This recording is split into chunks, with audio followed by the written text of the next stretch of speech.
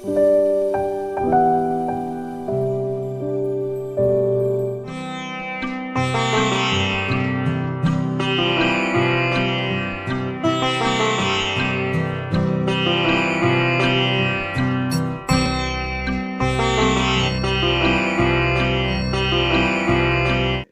राम। इस वीडियो में यह बतलाया गया है कि जिस शरीर को हम अपना शरीर समझते हैं, इसमें 11 द्वार हैं और यह शरीर सच्चिदानंद घन परमात्मा का है। इसमें अहंता और ममता का त्याग करने से हम संसार से मुक्त कैसे होंगे, इसके परिज्ञान हेतु समग्र वीडियो को ध्यान से देखें। यत्र यत्र रघुनाथ कीर्तनम तत्र तत्र कृतमस्तकांजलिम बाष्पवारि परिपूर्णलोचनम मारुतिं नमत राक्षसान्तकम्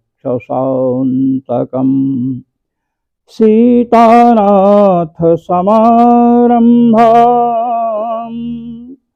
रामानन्दार्य मध्यमाम् अस्मदाचार्य पर्यन्ताम् वन्दे गुरु परम्पराम् वन्दे गुरु परम्पराम्। सर्वेश्वर श्री रघुनाथो विजयते तराम। श्री राम। आज हम कठोपनिषद के द्वितीय अध्याय की द्वितीय वल्ली के प्रथम मंत्र का व्याख्यान करने हेतु श्री रघुनाथ जी महाराज की कृपा से प्रस्तुत हैं। आए। पुरमेकादशद्वार मजस्या वक्र चेतसः अनुष्ठाय न शोचति विमुक्तश्च विमुच्यते एतद्वैतद्।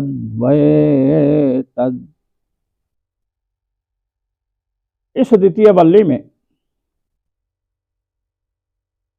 बतलाया जा रहा है कि जिस प्रत्यगात्मा परमात्मा का निरूपण आरंभ है, वह प्रत्यगात्मा परमात्मा सर्वत्र व्याप्त हैं और जितनी भी वस्तुएं हैं सब उनकी शरीर हैं। ये अपने लोगों का जो शरीर है, जो आपको दिख रहा है, हमें दिख रहा है, नवद्वारे पुरे देही, 9 द्वार वाला यह पुर है। इसमें देही जीवात्मा निवास करता है। 9 द्वार कौन कौन है? 2 नेत्र, 2 कान, 4 हो गए, 2 नासिका के द्वार, 6, 1 मुख, 7 और मल मूत्र विसर्जन करने के 2 द्वार नीचे, 9 द्वार हो गए। श्रीमद् भागवत महापुराण के पुरंजनोपाख्यान में इस 9 द्वारमय पुर की चर्चा आई है और यह जिसके कर्म से उत्पन्न होता है उसे पुरंजन कहा गया है। पुरम शरीरम जनयति स्वकर्मभिः इति पुरंजना। ये जो शरीर है जीव को अपने सद असत कर्मों के द्वारा मिला हुआ है। अब यहां पर बतला रहे हैं कि ये जो पुर है, इस पुर में 11 द्वार हैं। पुरम एकादशद्वारम। यह जो पुर है कितने द्वार वाला है? 11 द्वार वाला है। इसमें 11 दरवाजे हैं, द्वार जिससे हम निकलते हैं। तो जीव को शरीर से निकलने के लिए इस शरीर में कितने द्वार हैं? 11 द्वार हैं। जैसे नगर होता है, नगर में द्वार होते हैं लोगों के आने जाने के लिए, और द्वारों के रक्षक भी होते हैं जिन्हें द्वारपाल कहते हैं। ये जो एकादश द्वार वाला पुर है, पुर के समान है, क्योंकि वहां पुर में भी, नगर में भी द्वार होते हैं, इसमें भी द्वार हैं। वहां द्वार के रक्षक होते हैं द्वारपाल, यहां भी जो द्वार हैं उनके रक्षक। अब देखिए, इस पुर में जो ये सिर है, सिर में कितने द्वार हैं आप देख लीजिए। नेत्र 2, कान 2, 4 हो गए, 2 नासिका के छिद्र 6 और 1 मुख, 7 द्वार सिर में है। और 1 द्वार नाभि को कहा गया है। जब बालक या बालिकाएं पैदा होते हैं तो नाल काटते हैं लोग। नाभि रूपी द्वार के द्वारा जीव का पोषण गर्भ में होता है, तो नाभि भी 1 द्वार है। और 2 द्वार नीचे, जिन्हें आप सब जानते हैं, मल द्वार और मूत्र द्वार। 10 हो गया ना? हाँ। और एक 11वां द्वार है जो यहां है ब्रह्मरंध्र में।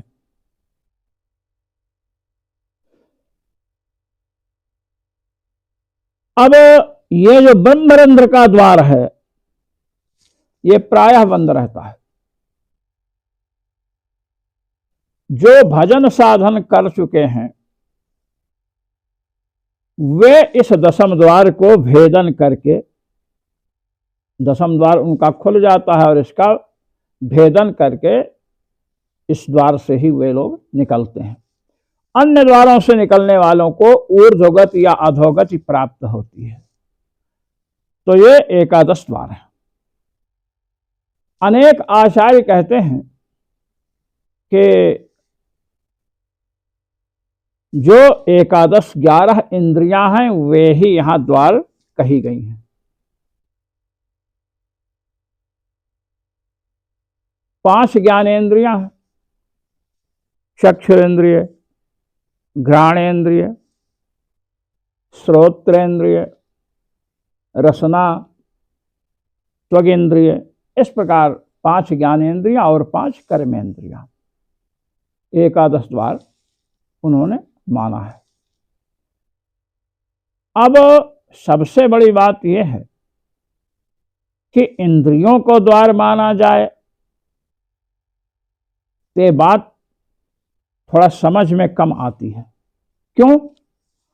क्योंकि जहां इस शरीर को पुर कहा गया है, सभी आर्ष ग्रंथों में नवद्वारे पुरे देहि, इस शरीर को 9 द्वार वाला बतलाया गया है। वहां पर इंद्रियों को नहीं अपितु छिद्रों को लिया गया है, जो मैंने आपके समक्ष प्रस्तुत किया है।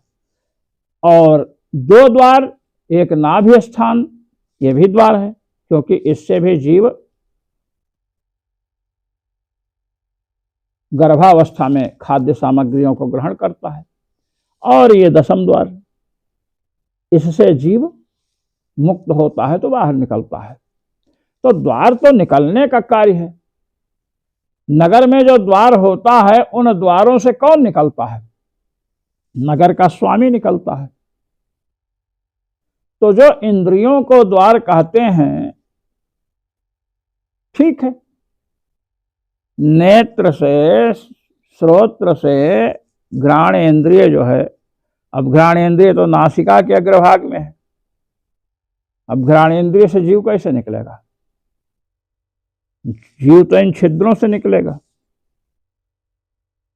रसनेन्द्रिय आप कह रहे हैं, तो मुख जो है, मुख से जीव निकलता है। रसनेन्द्रिय से जीव कैसे निकलेगा? 5 बची कर्मेंद्रियां, तो पैर से जीव कैसे निकलेगा? हाथ से जीव कैसे निकलेगा? इसलिए द्वार का अर्थ इंद्रियां न की जाएं, द्वार का अर्थ वे छिद्र किए जाएं जिनसे गमनागमन संभव है, द्वार से निकलना होता है। तो जीव इन द्वारों से जब निकलता है, नीचे के द्वारों से निकलेगा तो अधोगति होगी, और 10वें द्वार से निकलेगा तो भगवत धाम जाएगा। इसलिए बतला रहे हैं कि पुरम एकादश द्वारम, ये जो पुर है ना, ये 11 द्वार का है, इसमें 11 द्वार हैं। अब ये किसका है? तो कहते हैं अजस्य वक्र चेतसः, अजस्य माने परमात्मा, न जायते इति अजः, परमात्मा। अब जीवात्मा हो चाहे परमात्मा हो, दोनों अज हैं। जीवात्मा के लिए भी आया है, न जायते म्रियते व कदाचिन्नायं भूत्वा भविता व न भूयः, अजो नित्यः शाश्वतोऽयं पुराणो न हन्यते हन्यमाने शरीरे। श्रीमद् भगवद गीता में और अन्य उपनिषदों में चर्चा आई है कि जीव न उत्पन्न होता है न मरता है। तो न जायते इति अजः, तो अज शब्द से तो जीवात्मा और परमात्मा दोनों का ग्रहण है। तो अजस्य का अर्थ परमात्मा क्यों किया गया? कि ये परमात्मा का 11 द्वार वाला पुर है, ये तो जीवात्मा का है, परमात्मा का भी है। परमात्मा का ही है, जीवात्मा का नहीं है, ये कैसे पता चले? तब इसका विशेषण अजस्य का दिया है, अवक्र चेतसः, अवक्र चेतस। चेतस का अर्थ यहां विज्ञान किया है भगवत पाद शंकराचार्य जी ने भी, अन्य आचार्यों ने भी।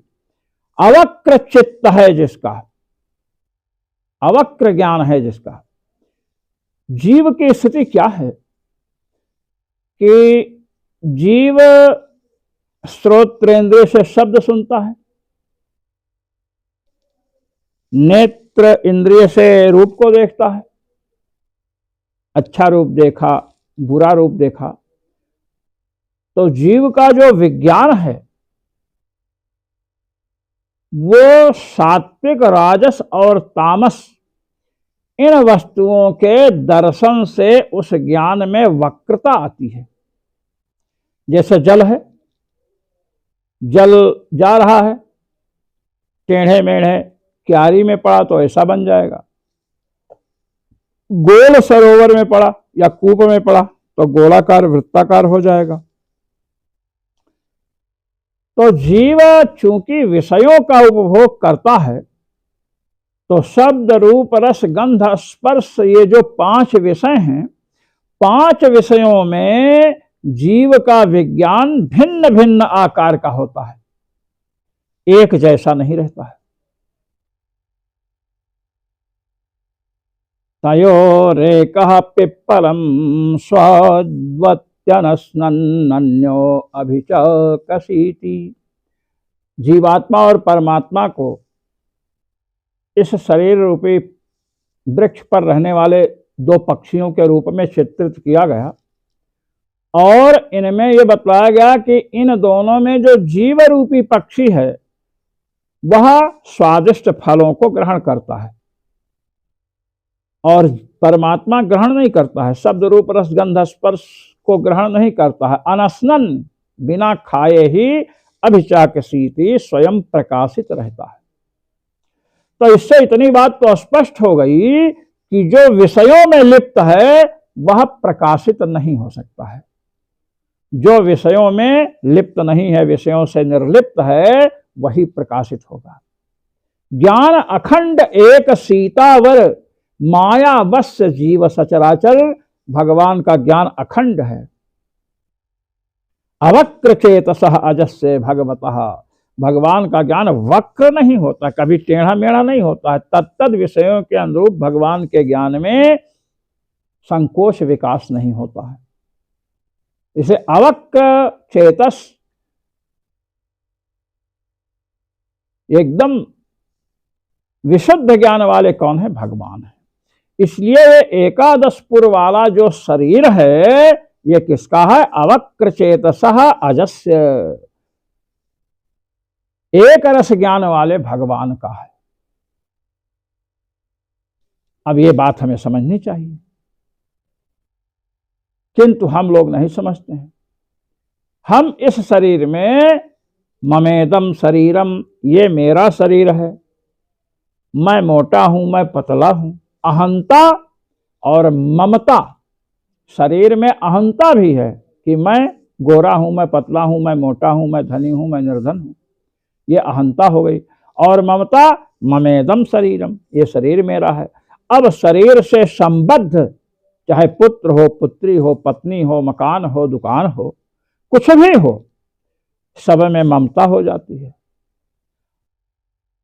भगवती कठोपनिषद कह रही हैं कि ये एकादश द्वार वाला जो शरीर है, इसके स्वामी नित्य एक रस ज्ञान वाले भगवान श्री हरि हैं, परमात्मा है। ये आप समझिए, ममेदम शरीरम, ये मेरा शरीर है, ये बुद्धि मत कीजिए।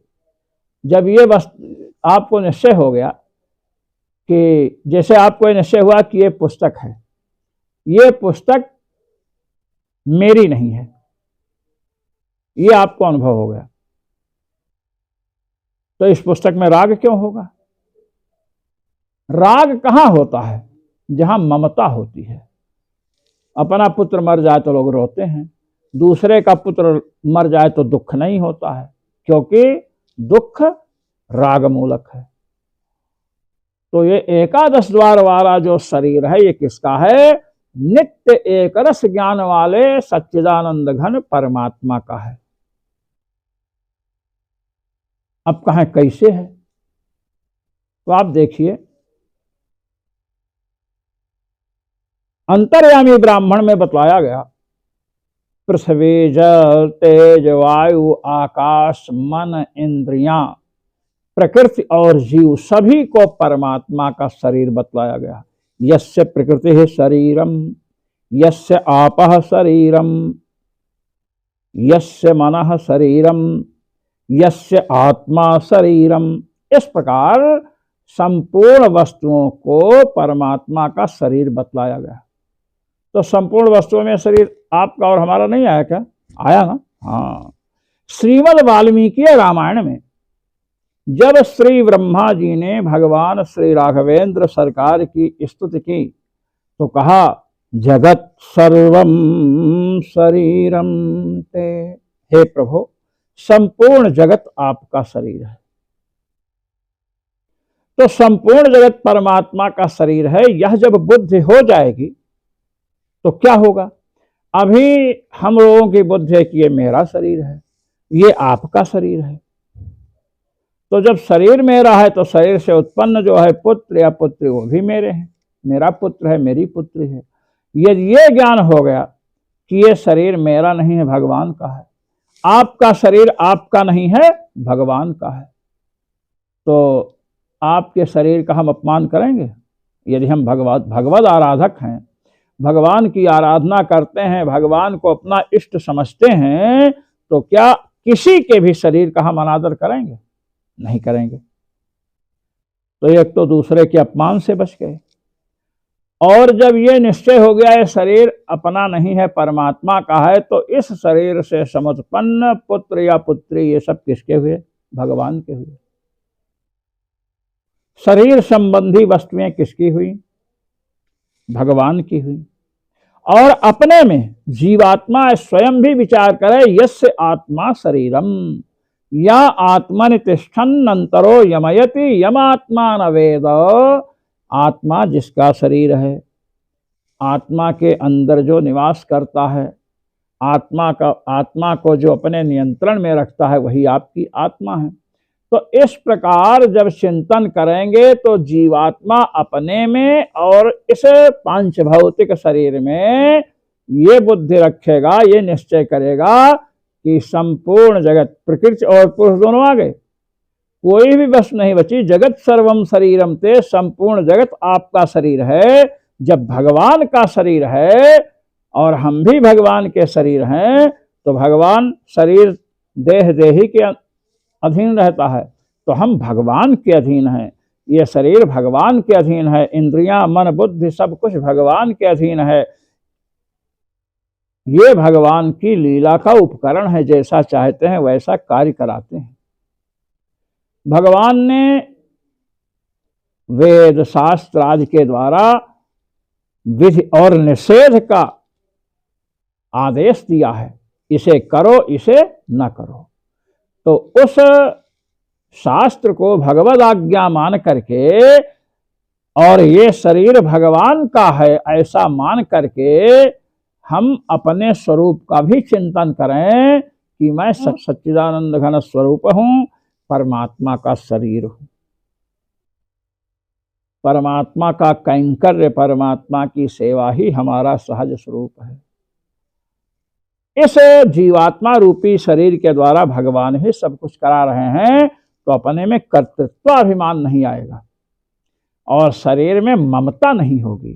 अहंकार और ममकार से हम मुक्त हो जाएंगे। इस प्रकार चिंतन करते हुए तो ही बता रहे हैं, अनुष्ठाय न सोचति। इस प्रकार समझ करके जो अनुष्ठान करता है, चिंतन करता है, मनन करता है, कहते हैं न सोचति, वह शोक रूपी सागर में डूबता नहीं है। क्या फिर क्या होता है, विमुक्तश्च विमुच्यते। वह इस संसार में रहते हुए ही रागद्वेषादि दोषों से विशेष रूप से मुक्त हो जाता है।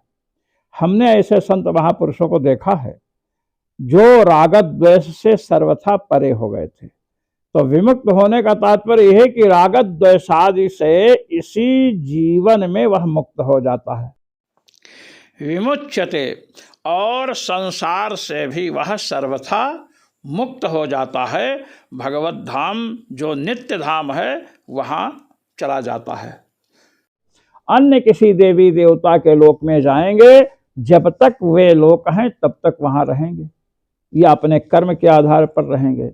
वे लोक विनष्ट हो जाएंगे तो आपकी हमारी भी सत्ता नहीं रहेगी। इसलिए कहते हैं विमुच्यते, विशेष रूप से मुक्त होता है, संसार में पुनरावृत्ति नहीं होती है। विमुच्यते, सदा के लिए विमुक्त हो जाता है, विशेष रूप से मुक्त हो जाता है। फिर कहते एतद् व तत्, ये जो शरीर का हमने निरूपण किया, ये शरीर एतद् व तत्, ये शरीर भी तत् प्रत्यगात्मा ही है, अर्थात इस शरीर का अंतर्यामी प्रत्यगात्मा परमात्मा है, उन्हीं का ये शरीर है। जैसे सर्वम खल विदम ब्रह्म, संपूर्ण वस्तुओं को ब्रह्म बतलाया गया, तो संपूर्ण वस्तुएं ब्रह्म कैसे हो सकती हैं? घटपट ब्रह्म कैसे हो सकते हैं? ब्रह्म अविनाशी है, घटपट विनाशी है, तो ये ब्रह्म तो हो नहीं सकते स्वरूपतः। तो घट शरीरक परमात्मा है, पट शरीरक परमात्मा, घटपट परमात्मा के शरीर हैं। तो शरीर शरीरी भाव को लेकर के कह दिया गया कि सब कुछ ब्रह्म है। जगत सर्वम शरीरम ते, परमात्मा के सब शरीर हैं। शरीर शरीरी भाव को लेकर कह दिया गया जगत सर्वम खल्विदम ब्रह्म। इसी प्रकार एतद् व तत्, ये जो भगवान के अधीन रहने वाला एकादश द्वार का जो ये शरीर है, ये क्या है? एतद् व तत्, ये शरीर भी प्रत्यगात्मा है, अर्थात इस शरीर के स्वामी भगवान हैं। ये एकादश द्वार वाला शरीर भगवान का ही है। तो शरीर शरीरी भाव को लेकर के जैसे संपूर्ण जगत को ब्रह्म कह दिया गया, वैसे इस शरीर को प्रत्यगात्मा कह दिया गया। एतद शब्द से एकादश द्वार वाले शरीर के स्वामी परमात्मा का भी ग्रहण सुलभ है। ये जो एकादश द्वार वाले शरीर के स्वामी परमात्मा हैं, एतद माने ये, तत् माने प्रत्यगात्मा भगवान ही हैं, जिनको कोई धैर्यशाली धीर पुरुष जान करके इस संसार से मुक्त हो जाता है। दूसरी बात कि ये जो एकादश द्वार वाला पूरा शरीर है, अजस्य अजन्मा जीवात्मा का है। अवक्र चेतसः, जीवात्मा का ज्ञान वस्तुतः विषयों के कारण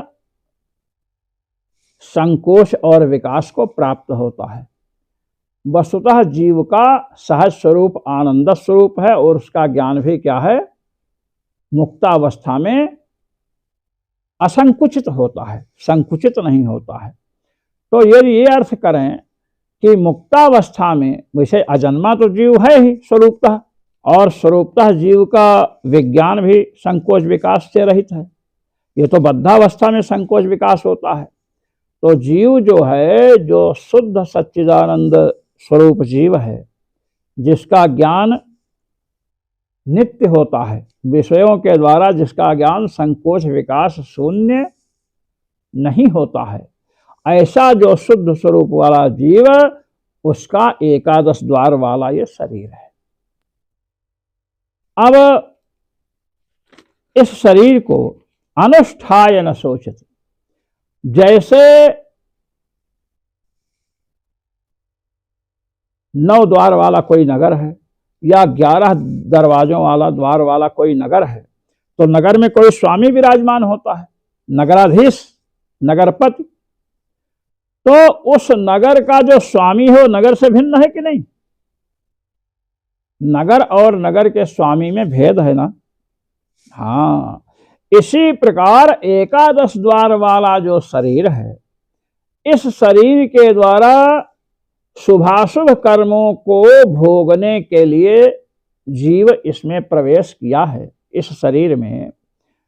तो सच्चिदानंद स्वरूप जो जीव है, मुक्तावस्था में जिसका ज्ञान एक रस रहता है, संकोच विकास से शून्य रहता है जिसका ज्ञान, उसका यह शरीर है। अर्थात जैसे नगरपति अपने नगर से भिन्न है, वैसे ही इस शरीर का स्वामी जो जीव है, वह इससे भिन्न है। इस प्रकार यदि मनन करे, मैं शरीर नहीं हूं, जागृत स्वप्न सुषुप्त ये अवस्थाएं मेरी नहीं हैं, मैं इंद्रियां नहीं हूं, मन बुद्धि चित्त अहंकार नहीं हूं,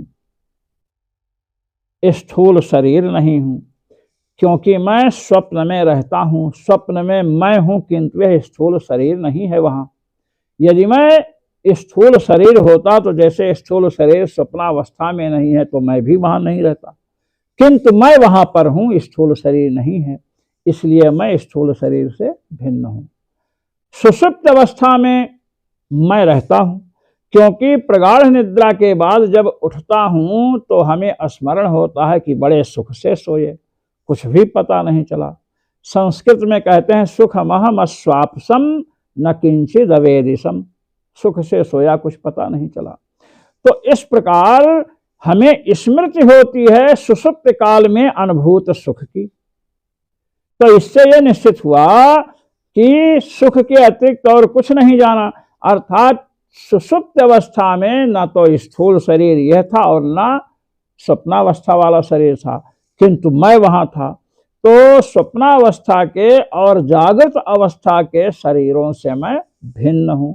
इस प्रकार चिंतन करें, भगवान का भजन करें, उपासना करें निष्काम भाव से, और चिंतन करें तो निश्चित ही भगवान की कृपा से आत्मस्वरूप में स्थिति होने लगेगी।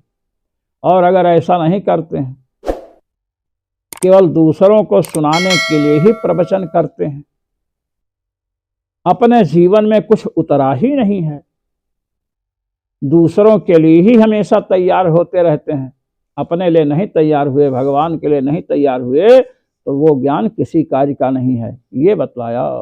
जो मनीषी महानुभाव कठोपनिषद के पाठ में सम्मिलित होते हैं, उन सभी मनीषी महानुभावों को अनंतानंत ब्रह्मांड नायक रघुनायक सर्वेश्वर श्री रघुनाथ जी की ओर से अनंतानंत आशीष और मेरी ओर से सादर सप्रेम जय श्री राम।